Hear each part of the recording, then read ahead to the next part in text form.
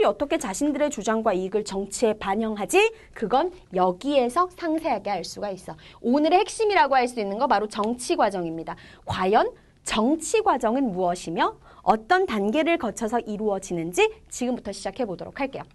정치 과정이라는 게 뭐냐면 공적인 문제.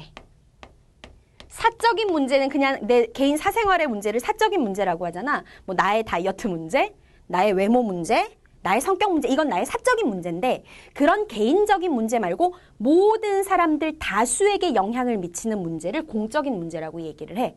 자, 공적인 문제에 대해서 그 사회 구성원들의 목소리, 요구사항이라든지 또는 지지, 또는 찬성, 또는 반대 이런 걸 바탕으로 해가지고 국가가 국민들에게 영향을 미치는 정책을 결정을 해가지고 이걸 또 실행에 옮기고 이 과정을 우리가 정치 과정이라고 하는 거야. 그럼 더 짧게 줄이자면 정치 과정은 뭐냐면 국민들의 목소리에 귀를 기울여서 국민들에게 영향을 주는 정책 만들고 그걸 실행에 옮겨서 국민들에게 영향을 미치고 문제가 있으면 다시 수정하고 이 과정이 결국 정치 과정이라는 거지. 자, 정치 과정을 간단하게 줄이자면은 5단계로 정리를 할 수가 있습니다. 일단 요 5단계는요. 100% 무조건 어떤 식으로든 시험이 나와. 5단계 명칭을 암기하는 건 기본. 그 다음에 암기하는 데서 끝나는 게 아니라 이 5단계가 가지고 있는 의미가 무엇인지도 정확하게 알아야 돼. 일단 선생님이 쓰고 나서 설명해 줄게. 어려운 거 하나도 없어. 자, 정치 과정의 첫 번째 단계는 이익의 표출. 자, 그 다음 두 번째 단계는 이익의 집약. 다음 세 번째 단계는 무엇이냐? 정책의 결정. 무엇이든지 결정이 되고 나면은 그 다음에 뭐 해야 돼? 실행에 옮겨야죠. 그게 정책의 집행. 마지막으로 실행에 옮겼으니까 이게 잘 만든 정책인지 잘못 만든 정책인지 평가의 단계가 있을 것이고 항상 이게 돌고 돌아요. 그래서 다시 뭐 맨 앞으로 돌아가던가 뭐 두 번째로 돌아가던가 세 번째로 돌아가던가 그 과정을 완료, 피드백 이렇게 얘기를 합니다. 자, 지금부터 선생님이 이게 무슨 말인지 설명을 해주도록 할게. 하나도 어렵지가 않아. 자, 앞에서 선생님이 그런 예를 들었었잖아.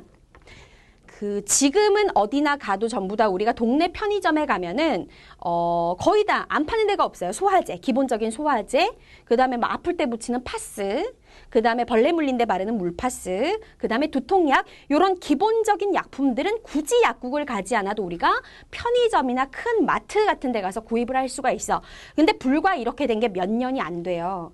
2012년에 약사법이라고 하는 법률이 개정되면서 편의점에서 약품을 파는 게 가능해졌거든. 물론 몇몇 약품에 제한되긴 하지만 당시에 이 편의점에서도 약을 팔 수 있게 하자라는 주장이 어디서부터 나오기 시작했냐면 시민단체들에게서 그런 목소리가 나오기 시작한 거야. 이런 주장을 한 거지, 시민단체들이. 생각을 해봐라. 사람이 주말에는 안 아프고 평일에만 아프냐. 주말에 갑자기 아플 수도 있고 복통이 올 수도 있고 소화가 안 돼가지고 막 환장을 하는 일이 생길 수도 있고 벌레에 물려서 미친 듯이 가려울 수도 있는데 근데 약국들 거의 다 일요일날 문 닫지 않느냐. 그러면 일요일날 아픈 사람은 어디 가서 약을 사란 말이냐. 그러니까 위험하지 않은 기본적인 약은 편의점이나 슈퍼에서도 좀 우리가 살 수 있게 해달라. 주장을 하기 시작한 거야. 시민단체들이 이런 주장을 하니까 약국 쪽에선 반대를 하고 나선 거지. 아까 선생님이 얘기했잖아. 약국이 왜 반대하는지는 알겠죠? 당연히 편의점에서 약을 팔면 약국에서 그런 물건들이 덜 팔리고 이익이 줄어들잖아. 그러니까 편의점에서도 약을 팔자 찬성한다. 뭐 이쪽에서는 반대한다. 사람들이 드러내기 시작했어요. 그게 첫 번째 단계야. 자신들의 이익, 다른 말로 하면 자신들의 주장을 드러내기 시작한 거죠. 개인적으로 드러낼 수도 있고요. 1인 시위 같은 걸 해서. 아니면 나랑 생각이 맞는 사람들이 집단적으로 이익을 드러내고 주장을 드러낼 수도 있어요. 이게 1단계, 이익의 표출인 거지.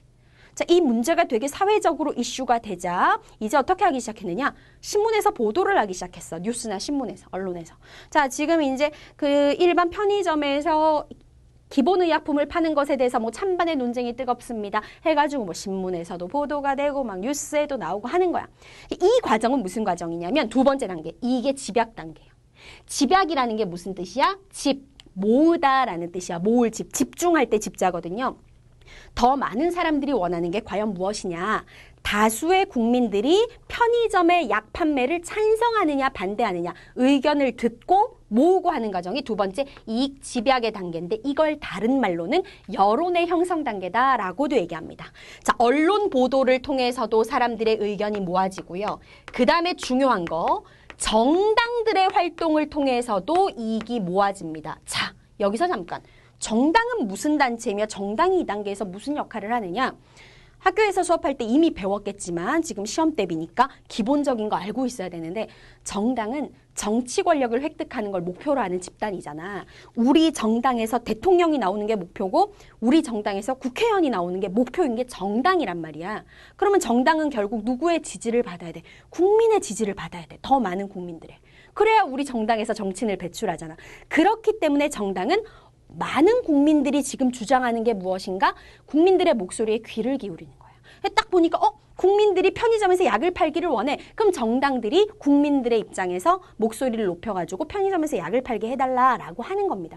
이런 식으로 더 많은 국민들이 원하는 게 무엇인가 의견이 모이는 단계가 이게 집약 단계고요. 그 다음에 넘어가서 이런 목소리를 다 들었어. 그래서 국민들이 편의점에서 약을 팔기를 원하는구나. 이런 목소리에 귀를 기울인 다음에 공식적으로 국회와 행정부가 뭘 하는 거야? 정책을 결정을 하는 거야. 자, 중요합니다. 결정을 할 수 있는 역할은 누구만 할 수 있느냐? 국회와 정부만 할 수 있는 역할이고 편의점에서 언제부터 약을 팔겠다 땅땅땅 결정이 됐잖아? 그럼 그 다음에는 쉽잖아요. 이제 실제로 약을 진열대에 배치를 해서 판매가 시작이 됐어. 그게 정책의 집행이야. 정책을 집행할 수 있는 건 오로지 정부만 할 수 있는 거. 그래서 팔기 시작했어. 그 다음 평가. 평가를 한다는 건 다니면서 뭐 이렇게 사인해서 잘했네 못했네 이렇게 평가한다는 게 아니라 뭐냐면 국민들의 목소리가 다시 나오기 시작해. 2012년 3월 1일부터 편의점에서 일반 의약품 판매를 시작한다더니 우리 동네는 편의점이 없는데 슈퍼에 갔더니 약이 없다. 왜 우리 동네는 안 파느냐? 라든지 국민들의 목소리가 다시 나오기 시작하는 거죠. 그게 평가 단계라는 거야. 문제가 있으면 다시 돌아가서 의견을 듣고 이 과정을 다시 반복하게 되는 거. 이것을 우리는 무엇이라고 한다? 정치 과정의 5단계라고 한다. 자, 요거 아주 중요한 내용이에요. 잘 알고 계셔야 되고 그 다음에 요게 이해가 됐다면 그렇다면 이 정치 과정은 도대체 왜 중요하냐? 중요성을 보도록 하겠습니다. 일단 정치 과정이 중요한 이유가 무엇이냐면 사람들 사이에 이슈가 되는 중요한 문제가 무엇인지가 드러나잖아요. 사람들이 약을 팔았으면 좋겠다. 한쪽에서는 팔면 안 된다. 이렇게 주장을 함으로써 지금 사람들에게 이런 문제가 해결돼야 되는구나 라는 걸 모두가 알게 되잖아. 그런 면에서도 굉장히 중요하고 그 다음 이 정치 과정이 잘 이루어졌을 경우에 사회가 통합되고 더욱 발전할 수 있다는 측면에서도 정치 과정은 매우 중요하다. 그런데 옛날의 정치 과정과 오늘날의 정치 과정이 다른 점이 있어요. 이건 서술형으로도 굉장히 잘 나오는데 뭐가 다를까? 아까 선생님 그런 말 했지. 불과 한 30여 년, 40여 년 전만 해도 국민들이 자신들의 주장을 대놓고 드러내지 못했다 그랬잖아요. 그러니까 그 시대만 해도요. 국민들의 목소리에 귀를 기울여 찬성 반대 이런 거 없었어. 이 정치 과정이라고 하는 건 오로지 누구 중심? 국가기관 중심이야. 이익의 표출, 이익의 집약 이런 단계는 사실상 무시됐었다. 정부가 알아서 결정하고 정부가 알아서 집행하고 그러면 정부가 알아서 결정하고 집행하면 국민들은 그냥 군소리 없이 조용히 따르고 이게 과거의 정치 과정, 국가기관 중심이었는데 오늘날에는 보시다시피 사회가 민주화되고 다원화되었기 때문에 다양한 개인들이 그리고 다양한 집단이 정치 과정에 참여하고 영향을 미치고 있다. 이게 오늘날과 과거의 정치 과정의 차이점입니다.